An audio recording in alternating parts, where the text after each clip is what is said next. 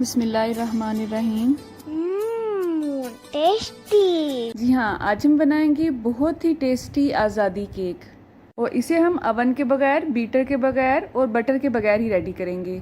इसके अलावा जो इसकी हमने टॉपिंग रेडी की है उसमें भी हम क्रीम का इस्तेमाल नहीं करेंगे और अगर इसी साइज़ का केक आप बेकरी से ख़रीदते हैं तो आपको बहुत ही महंगा पड़ेगा। तो अगर आप 14 अगस्त को केक बनाने में इंटरेस्टेड हैं तो आज की ये वीडियो बहुत ही ख़ास होने वाली है आपके लिए। आप देख सकते हैं किस कदर सॉफ्ट केक रेडी हुआ है। इससे पहले भी मैं आपसे केक की बहुत सी रेसिपीज़ शेयर कर चुकी हूँ जिसे हमने बगैर ओवन के ही रेडी किया था। उन रेसिपीज़ को भी आपने बहुत पसंद किया और इंशाल्लाह आज की रेसिपी भी आपको बहुत अच्छी लगेगी। तो चलें अपना टाइम वेस्ट किए बगैर बहुत ही सॉफ्ट और स्पंजी केक 14 अगस्त के लिए रेडी करते हैं। टेस्टी। जी, तो सबसे पहले हम केक का सांचा रेडी कर लेंगे। अगर आपके पास केक का सांचा नहीं है तो घर में इस्तेमाल होने वाली कोई भी देगची आप इस मकसद के लिए इस्तेमाल कर सकते हैं।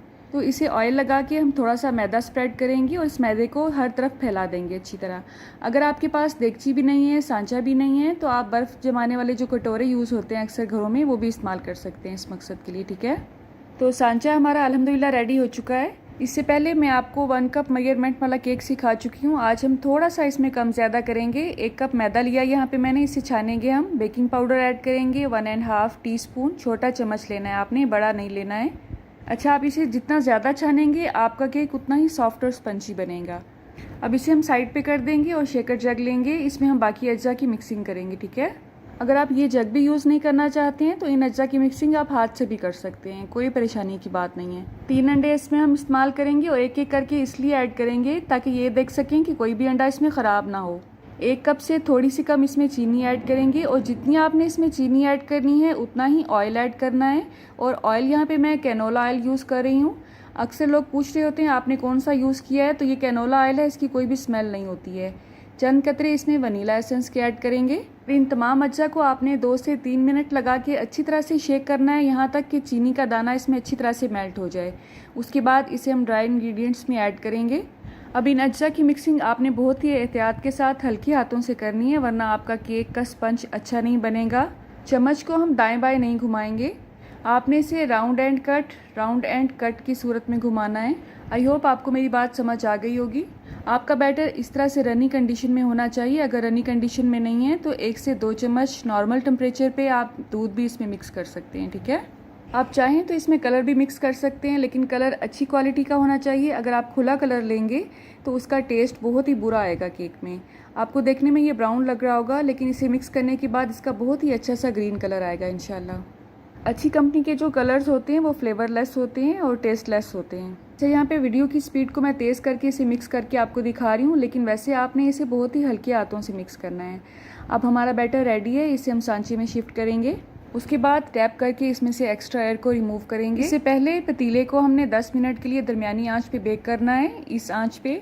उसके बाद जब हमने इसमें सांचा रख देना है, उसके बाद आंच को इस स्पीड में होना चाहिए। ठीक है, अब केक की बेकिंग का टाइम आपके पतीले के साइज़ के हिसाब से और इसमें आपने जो स्टैंड रखा है उसकी ऊंचाई के हिसाब से कम या ज़्यादा हो सकता है, तो आपने परेशान नहीं होना है। अगर आपके पास ये स्टैंड नहीं है तो आप किसी भी देगची के ढक्कन को उल्टा करके भी रख सकते हैं, लेकिन आपने डायरेक्ट नहीं रखना है, नहीं तो ये केक नीचे से जलने का खतरा ज़्यादा होता है। और इसका ढक्कन बंद करने के बाद या तो मोटे वाला कोई कपड़ा इसके ऊपर रखते हैं या फिर कोई हैवी वेट इसके ऊपर रखते हैं ताकि हवा बाहर ना निकलने पाए। ठीक है, और चूल्हे की आंच को क्योंकि हमने बहुत ही स्लो रखा हुआ है तो आप फिक्र नहीं करें, ये जलेगा नहीं। आपने इसे बार बार खोल के चेक नहीं करना है कि अभी पका है कि नहीं तो ये अंदर से बैठ जाएगा।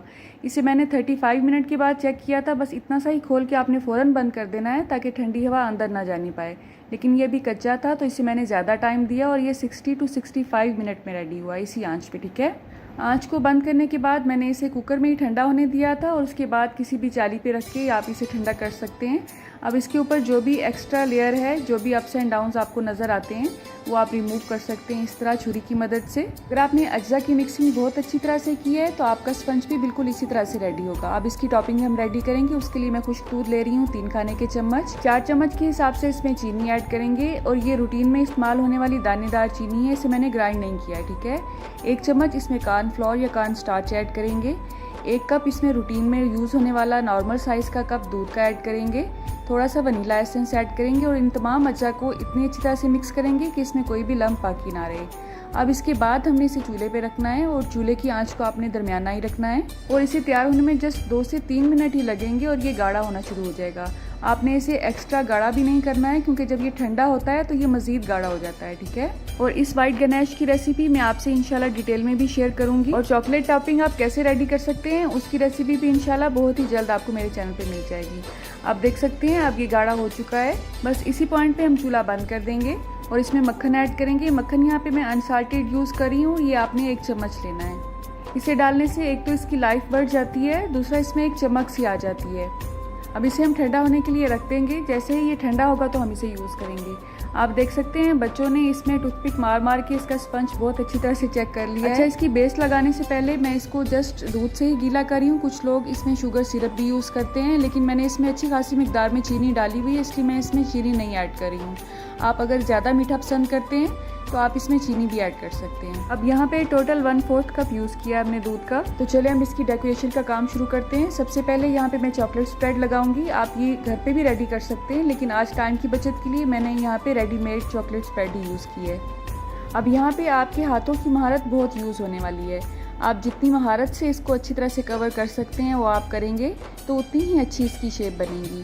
ख़ास तौर पे केक के जो कॉर्नर्स हैं, जो इसके एजेस हैं, उस पर आपने ज़्यादा फोकस करना है क्योंकि गनैश को जब हम इस पर डालेंगे तो इसकी एक शेप बनेगी। अगर ये एजेस ही अच्छी तरह से नहीं बने होंगे तो आपकी केक की शेप अच्छी नहीं नज़र आएगी, ठीक है। आपने कितनी महारत से अपने केक को डेकोरेट किया है आप उसकी पिक्चर मुझसे शेयर कर सकते हैं और इंस्टाग्राम पे मुझे फॉलो कर सकते हैं। इजी कुकिंग प्लस बेकिंग के नाम से ही वो इंस्टा का अकाउंट है मेरा।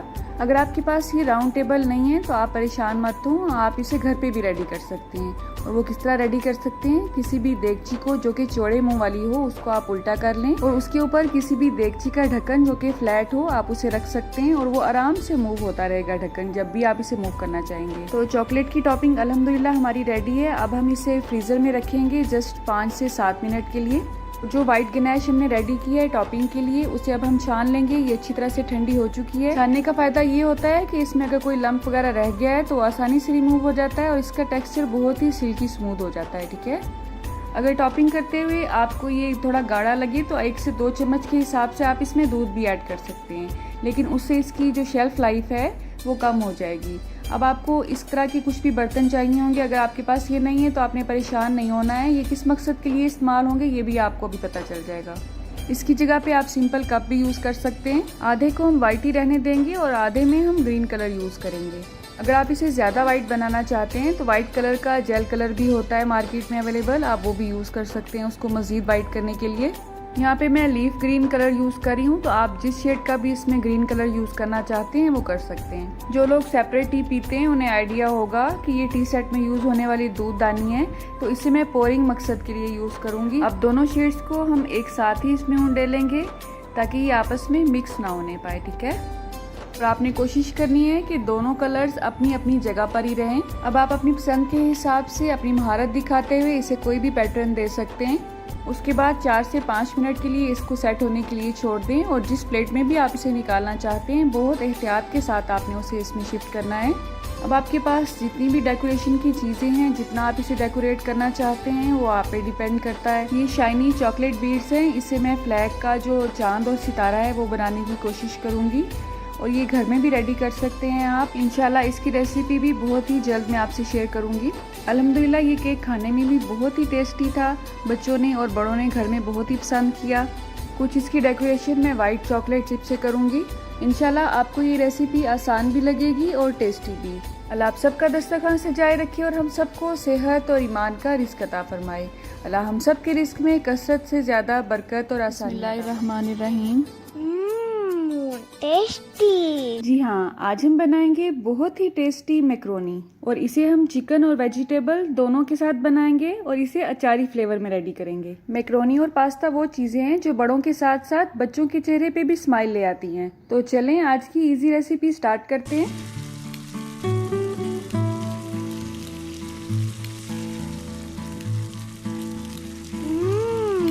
टेस्टी। तो यहाँ पैन में मैंने 3 से 3.5 लीटर पानी लिया है। अब इसमें हम नमक ऐड करेंगे। नमक यहाँ पे मैं 2 चम्मच ले रही हूँ। 3 चम्मच के हिसाब से सफ़ेद सिरका ऐड करेंगे। कोई सा भी कुकिंग ऑयल ऐड करेंगे, तकरीबन 1 से 1.5 खाने का चम्मच। और चूल्हे की आंच को हमने मीडियम टू हाई रखना है।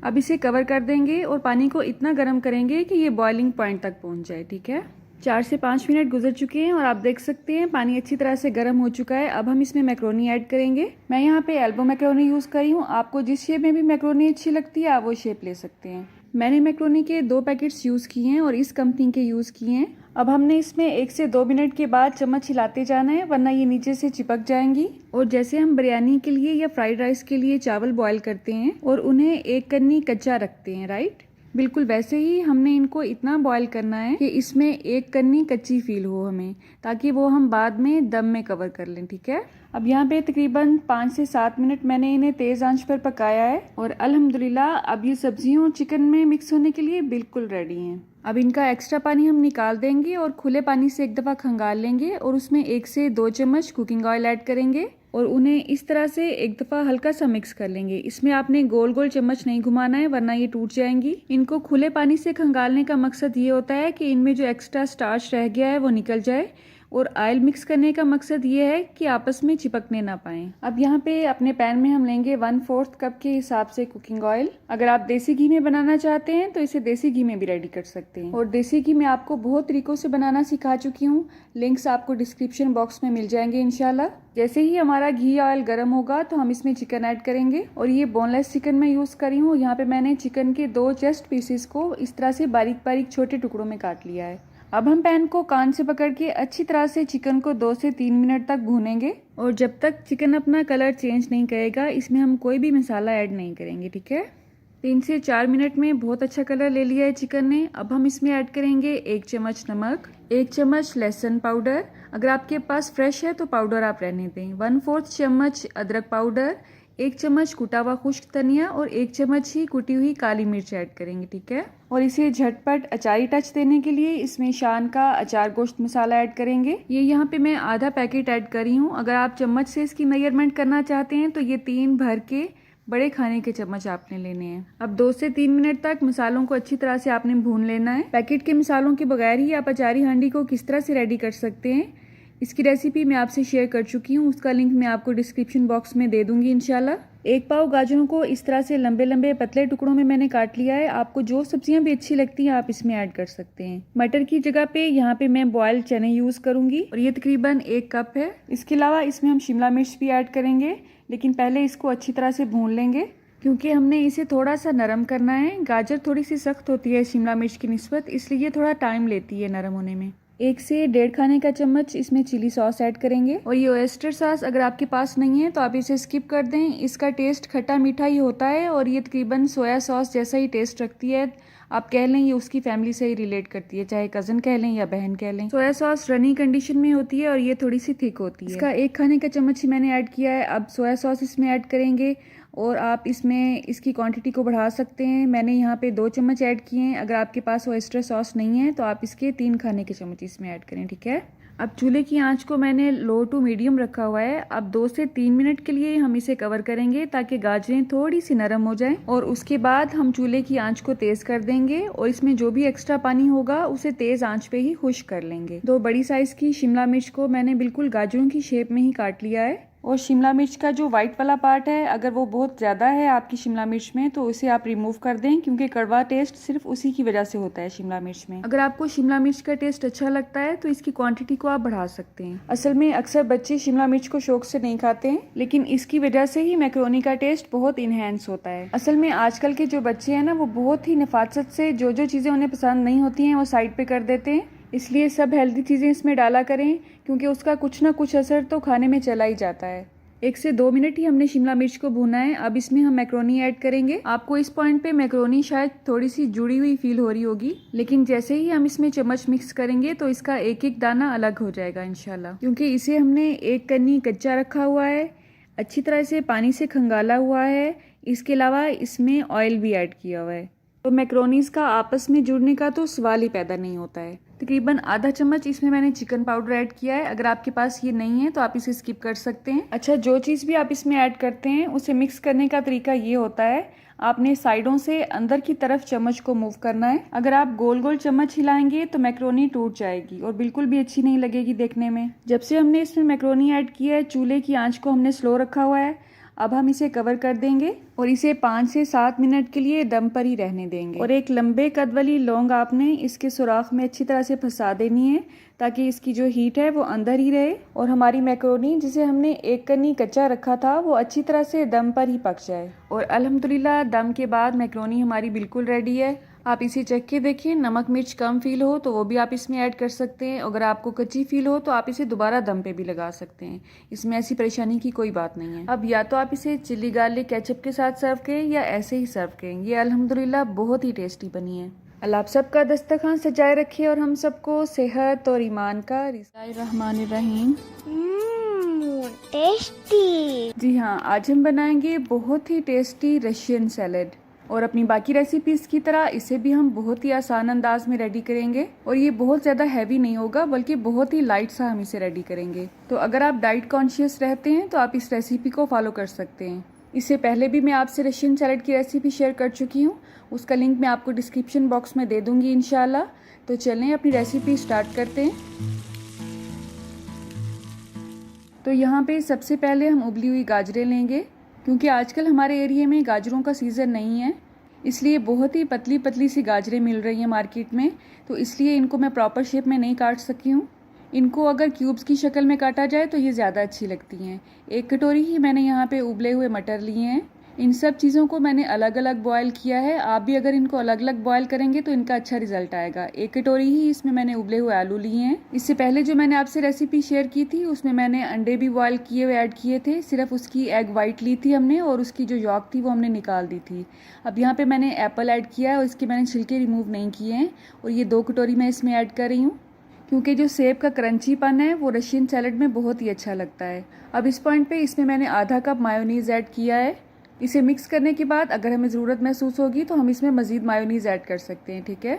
अब इसको टेस्टी सा फ्लेवर देने के लिए इसमें आधा चम्मच के हिसाब से मैंने काली मिर्च का पाउडर ऐड किया है और चुटकी भर नमक ऐड किया है। इसमें नमक का बहुत ही अच्छा फ्लेवर आता है। अब इसको मज़ीद टेस्टी और ब्यूटीफुल बनाने के लिए इसमें हम मिक्स्ड फ्रूट की केन ऐड करेंगे। अगर आपके पास ये अवेलेबल नहीं है तो आप इसे स्किप भी कर सकते हैं। जो चीज़ भी आप खा रहे हैं वो टेस्टी के साथ साथ ब्यूटीफुल भी होनी चाहिए। अगर वो देखने में अच्छी नहीं होगी तो आपका खाने का भी दिल नहीं करेगा। तो केन ओपनर की मदद से हम इसे ओपन करेंगे और ये काम मुझे बहुत ही मुश्किल लगता है। आपने इसे बहुत ही एहतियात के साथ ओपन करना है, क्योंकि इसके जो कॉर्नर्स हैं ये छुरी की तरह शार्प होते हैं। अब इसका जो अंदर पानी होता है इसे हम छान लेंगे, लेकिन इसे हम वेस्ट नहीं करेंगे क्योंकि इसमें सारे फ्रूट्स के फ्लेवर होते हैं और ये स्वीट होता है। और इस सिरप में ज़्यादातर फ्लेवर जो है वो पाइनएप्पल का होता है। अब मैंने सारे फ्रूट्स इसमें ऐड नहीं किए हैं, थोड़े से रख लिए हैं ऊपर गार्निश करने के लिए। और 5 से 6 चम्मच के हिसाब से इसमें ये सिरप ऐड करेंगे और इन तमाम अज्जा को बहुत अच्छी तरह से मिक्स कर लेंगे। आप देख सकते हैं मायोनीज़ की क्वांटिटी इस वक्त आपको भी कम लग रही होगी और मुझे भी ये कम लग रही थी, इसलिए मैंने इसकी क्वांटिटी को थोड़ा सा बढ़ाया है और 1/4 कप के हिसाब से इसमें मज़ीद मायोनीज़ ऐड करेंगे। तो मिक्सिंग के दौरान आप इसे टेस्ट कर सकते हैं। अगर आपको इसमें कुछ भी कम लग रहा हो तो आप इसमें अपने टेस्ट के हिसाब से मज़ीद ऐड कर सकते हैं, ठीक है। अब इसमें मैंने 1/4 कप के हिसाब से दूध ऐड किया है और ये ठंडा उबला हुआ दूध है। 1.5 चम्मच के हिसाब से इसमें चीनी ऐड करेंगे। अच्छा, जो प्रोफेशनल रेसिपी होती है उसमें क्रीम ऐड की जाती है, लेकिन वो थोड़ी सी हैवी हो जाती है। अगर आपको हैवी रशियन सैलेड अच्छा लगता है तो दूध की बजाय आप इसमें क्रीम ऐड कर सकते हैं। और आप देख सकते हैं अल्हम्दुलिल्लाह मिक्सिंग के बाद इसकी बहुत ही अच्छी लुक आई है। अब हम इसे डिश आउट करेंगे। इससे पहले मैं बहुत सी सलाद की रेसिपीज़ आपसे शेयर कर चुकी हूँ। उसमें जो कचूमर सलाद की रेसिपी थी वो आप लोगों ने बहुत पसंद की थी। तो इंशाल्लाह बहुत ही जल्द कचूमर सलाद की भी एक नई रेसिपी आपसे शेयर करूँगी। और हौसला अफजाई के तौर पे अगर आपको वीडियो अच्छी लगे तो इसे लाइक और शेयर ज़रूर किया करें। अब जो फ्रूट्स हमने बचा के रखे थे उसकी मदद से हम इसे गार्निश कर देंगे। अगर आप इस केन के बगैर भी सैलेड को रेडी करेंगे तो ये बहुत ही टेस्टी बनेगा इंशाल्लाह। आप इसमें उबले हुए चने भी ऐड कर सकते हैं, इसके अलावा किशमिश भी ऐड कर सकते हैं। इन दोनों चीज़ों का फ्लेवर भी इसमें बहुत अच्छा लगता है। तो आप देख सकते हैं गार्निश के बाद अल्हम्दुलिल्लाह इसकी बहुत ही अच्छी लुक आई है। तो इस रेसिपी को ज़रूर ट्राई कीजिएगा और अच्छा या बुरा जैसा भी एक्सपीरियंस हो मुझे कमेंट बॉक्स में ज़रूर कमेंट कीजिएगा। अल्लाह आप सबका दस्तरखान सजाए रखे और हम सबको सेहत और ईमान का रिज़्क अता फरमाए। अल्लाह हम सब के रिस्क में कसरत से ज़्यादा बरकत और आसानी अता फरमाए। बिस्मिल्लाहिर्रहमानिर्रहीम। टेस्टी। जी हाँ, आज हम बनाएंगे बहुत ही टेस्टी स्लशी मिंट मार्गरीटा। बिल्कुल रेस्टोरेंट स्टाइल में हम इसे बनाएंगे और पी के किसी को पता भी नहीं चलेगा कि आपने इसे घर में बनाया है या बाहर से मंगवाया है। बहुत ही छोटी सी वीडियो है, तो वीडियो के एंड तक मेरे साथ रहिएगा। तो चलें आज की रेसिपी का आगाज़ इस दुआ के साथ करते हैं कि अल्लाह आप सबका दस्तरखान सजाए रखे और हम सबको सेहत और ईमान का रिज़्क अता फरमाए। टेस्टी। जी, तो यहाँ पे मिल्क शेक वाले जग को हमने अच्छी तरह से धो लिया है। अब हम इसमें ऐड करेंगे पुदीने के पत्ते। पुदीने के पत्ते आपने अच्छी तरह से धो लेने हैं और डंडियों से उतार के इसमें ऐड करने हैं। जस्ट 15 से 20 पत्ते होंगे ये सिर्फ। फ्रेश लेमन का जूस ऐड करेंगे 3 से 4 खाने के चम्मच। यहाँ पे मैं 3 गिलास बनाऊंगी मिंट मार्गरीटा के, तो उसी हिसाब से ये तमाम इंग्रेडिएंट मैं इसमें ऐड कर रही हूँ। पुदीने के अलावा जो मेन इंग्रेडिएंट इसमें जाता है वो है काला नमक। तो काला नमक यहाँ पे मैं 1/4 चम्मच के हिसाब से ऐड कर रही हूँ। काला नमक टेस्ट भी देता है और खुशबू भी। इसके अलावा इसमें चीनी ऐड करेंगे। चीनी के यहाँ पे मैं 3 बड़े चम्मच ले रही हूँ, क्योंकि हमने इसमें बहुत ज्यादा पुदीना ऐड नहीं किया है, तो चीनी भी इसी क्वांटिटी में ही जाएगी। तो क्योंकि हमने इसे स्लशी बनाना है तो हमने इसमें खूब सारी बर्फ ऐड करनी है। आप कोशिश करें कि अगर आपके पास आइस क्यूब्स हैं तो उसे मजीद छोटे पीसेस में तोड़ लें, क्योंकि घरों में प्रोफेशनल मशीनें तो होती ही नहीं है। ये छोटा सा बेचारा आम मिल्क शेक वाला जग है, इसकी मशीन इतनी पावरफुल नहीं होती है कि बर्फ के बड़े टुकड़ों को भी ये आराम से तोड़ ले। इसके अलावा हमने इसमें कोई भी व्हाइट सोडा ऐड करना है। मैंने यहाँ पे इसमें स्प्राइट ऐड की है और सिर्फ आधा गिलास ही आपने पहले इसमें ऐड करना है। इसके बाद हमने इसे अच्छी तरह से ग्राइंड कर लेना है। पहले हम पल्स वाले बटन पे रख के इसको अच्छी तरह से ग्राइंड करेंगे और उसके बाद लो और फास्ट स्पीड पे इसे ग्राइंड करेंगे। अगर आपको लगे कि मशीन दरमियान में रुक गई है तो ऊपर ऊपर से आप इसको चम्मच हिला के मिक्स कर सकते हैं, ताकि अच्छी सी इसकी स्लश रेडी हो सके। अगर मशीन चल रही है तो आपने निहायत एहतियात से सिर्फ ऊपर ऊपर से ही बर्फ़ को टच करना है, क्योंकि नीचे ब्लेड होता है मशीन का, तो ये काम डेंजरस भी हो सकता है। ठीक है, तो आप देख सकते हैं मशीन इस वक्त ऑन ही है। जस्ट ऊपर ऊपर से मैं हल्का सा इसे हिला रही हूँ और मशीन कभी रुक रही है कभी चल रही है, लेकिन इंशाल्लाह आप इसे एक दफ़ा ट्राई करेंगे तो बहुत ही अच्छा रिजल्ट पाएंगे। तो फिलहाल हमारे पास मिंट और लेमन का स्लश रेडी है। क्योंकि हमने मिंट मार्गरीटा रेडी करनी है तो हमने इसमें अभी स्प्राइट मज़ीद भी ऐड करनी है। आप चाहें तो इस पॉइंट पे इसे वैसे भी इंजॉय कर सकते हैं, ये बहुत ही टेस्टी है। क्योंकि हमारी मशीन बहुत ज़्यादा पावरफुल नहीं है तो हो सकता है कहीं कहीं आपको बर्फ़ के टुकड़े नज़र आएँ, तो आप ये कर सकते हैं। जो बारीक स्लश आपको नजर आती है उसे गिलास में निकाल लें और बाकी को दोबारा ग्राइंड कर लें एक दफ़ा। ठीक है, क्योंकि हमने इसमें बहुत ज़्यादा पुदीने के पत्ते ऐड नहीं किए थे, इसलिए इसका बहुत ही लाइट सा कलर आया है और हमें यही चाहिए था। इससे पहले भी मैं आपसे मिंट मार्गरीटा की रेसिपी शेयर कर चुकी हूँ, लेकिन वो स्लशी मिंट मार्गरीटा नहीं था, सिंपल ही था। तो अगर आप देखना चाहें तो मेरी वो रेसिपी भी देख सकते हैं। उसमें हमने थोड़ा सा अदरक का पाउडर भी ऐड किया था। कितनी क्वांटिटी में ऐड करना है उसे देखने के लिए आपको वीडियो भी देखनी पड़ेगी। ठीक है, वैसे तो इसे टॉल ग्लासेस में ही सर्व किया जाता है, लेकिन कोई भी गिलास घर में मौजूद हो उसमें भी आप इसे सर्व कर सकते हैं। इसमें परेशानी की कोई बात नहीं है। तो चम्मच की मदद से मैंने इसमें पहले स्लश ऐड किया है और उसके बाद जो जगह रह जाएगी उसमें हम स्प्राइट ऐड करेंगे। ठीक है, गिलास को डेकोरेट करने के लिए लेमन स्लाइसिस मैंने गिलास के कॉर्नर्स पे लगाए हैं। आप चाहें तो ऐसे भी लगा सकते हैं, वरना सिंपल भी इसे सर्व कर सकते हैं। वरना अगर आप चाहें तो गिलास के कॉर्नर्स को हल्का सा गीला करें, उसके बाद उसे शुगर में डिप करके वो डेकोरेशन भी आप कर सकते हैं। लेकिन मुझे वो बेसिकली डेकोरेशन अच्छी नहीं लगती है, तो सिंपल मैं इसे ऐसे ही सर्व करती हूँ। अगर आप भी महंगे महंगे रेस्टोरेंट्स में जाके मिंट मार्गरीटा पीने के आदी हैं तो आपने एक दफ़ा ये रेसिपी ज़रूर ट्राई करनी है और कमेंट बॉक्स में मुझे ज़रूर बताना है कि इसके टेस्ट में और उसके टेस्ट में आपको कितना फ़र्क लगा। स्प्राइट ऐड करने के बाद इसको हम हल्का सा हिला लेंगे ताकि स्प्राइट और स्लश आपस में अच्छी तरह से मिक्स हो जाए। तो एक दफ़ा मेरे कहने पे ये रेसिपी ज़रूर ट्राई करनी है और कमेंट बॉक्स में अपना एक्सपीरियंस आपने मुझसे ज़रूर शेयर करना है। अल्लाह आप सबका दस्तरखान सजाए रखे और हम सबको सेहत और ईमान का रिज़्क अता फरमाए। अल्लाह हम सब के रिज़्क में कसरत से ज़्यादा बरकत और आसानी अता। बिस्मिल्लाहिर्रहमानिर्रहीम। टेस्टी। जी हाँ, ये बहुत ही टेस्टी और रिफ्रेशिंग ड्रिंक है। और आजकल जैसे रमज़ान बहुत ही शदीद गर्मी में आया है तो दिल करता है कि रोज़ ही अफ्तार में कोई ना कोई नया ड्रिंक शामिल किया जाए, जिसे पीते ही पूरे दिन की प्यास भी उतर जाए और इंसान फ्रेश भी हो जाए। तो चलें अपना टाइम ज़ाया किए बगैर अपनी रेसिपी की तरफ चलते हैं। तो इसके लिए हम सबसे पहले जग में पानी डालेंगे। ये तकरीबन 1 गिलास के हिसाब से पानी डाल रही हूँ मैं। अब हम इसमें ऐड करेंगे शुगर।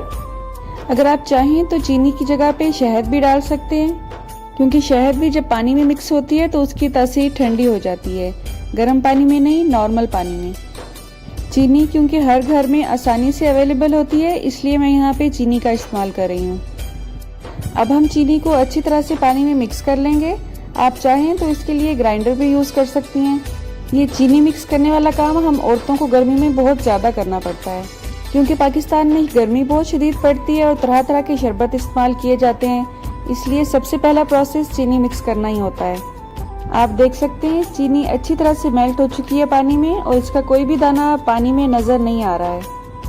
अब हम इसमें ऐड करेंगे लेमन जूस। यहाँ पे 3 दरमियाने साइज़ के लीमू ले रही हूँ मैं। इस तरह से जग पे छलनी रख लेंगे ताकि इसका जो एक्स्ट्रा गूदा है और जो इसके सीड्स हैं वो छलनी में ही रह जाएं। चीनी मैंने यहाँ पे 6 खाने की चम्मच ली थी। अगर आप चाहें तो अपनी टेस्ट के हिसाब से इसको ज़्यादा या कम भी कर सकते हैं। अपनी वीडियो में छोटी छोटी सी टिप्स मैं अपने नए सीखने वालों के लिए बताती रहती हूँ और मेरी ये तमाम वीडियोस होती भी नए सीखने वालों के लिए हैं। ये रेसिपी आम स्कंजबीन से थोड़ी सी डिफरेंट है, लेकिन इसकी रेसिपी आम स्कंजबीन से मिलती जुलती ही है। जो लोग सब्ज़ मिर्च बहुत शौक से खाते हैं उन्हें तो ये बहुत ही पसंद आने वाली है। अब हम इसमें ऐड करेंगे चुटकी भर काला नमक और अच्छी तरह से उसे पानी में मिक्स कर लेंगे। अब इसका मेन इंग्रेडिएंट सब्ज़ मिर्च लेंगे हम। यहाँ पर मैंने 2 बड़े साइज़ की सब्ज़ मिर्च ली हैं और उन्हें सेंटर से काट लिया है। अगर आपके पास छोटे साइज़ की हैं तो आप 3 से 4 अदद ऐड कर सकते हैं। अब हम इसमें पानी ऐड करेंगे, लेकिन इसे मुकम्मल तौर पे मैं नहीं भरूंगी बल्कि थोड़ी सी जगह खाली रहने दूंगी। अब हम इसमें बर्फ़ ऐड करेंगे। आप चाहें तो अगर आपको पसंद हो तो आप इसमें तुख्मे मुलंगा भी ऐड कर सकते हैं।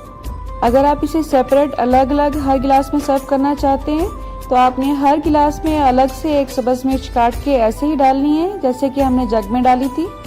और इसको मज़ीद खूबसूरत और टेस्टी बनाने के लिए हम इसमें लेमन ऐड करेंगे। उसे इस तरह से मैंने थिन स्लाइसिस में काट लिया है और इसके जो बीज थे उनको रिमूव कर लिया है। और बस इतनी सी बात थी और हमारा क्लूकी ड्रिंक बिल्कुल रेडी है। इसको अगर आप आधा से पौना घंटा ऐसे ही छोड़ दें तो इस सब्ज़ मिर्च का टेस्ट अच्छी तरह से अंदर तक रच बस जाएगा और ये हाजमे के लिए बहुत ही अच्छी चीज़ है। और ख़ासकर जब हम खाली पेट अफ्तार में इसे इस्तेमाल करते हैं तो ये हमारे हज़म करने के सिस्टम को बहुत ही एक्टिव कर देता है। अल्लाह हम सबको ज़मीनी और आसमानी हर तरह की आफत से महफूज रखे। अल्लाह आप सबका दस्तरखान सजाए रखे और हम सबको सेहत और ईमान का रिज़्क़ अता फरमाए। अल्लाह हम सबको रमज़ान की बरकतों से भरपूर फ़ायदा उठाने की तौफीक अता फरमाए। मेरी नेक्स्ट वीडियो तक अल्लाह हाफ़िज़।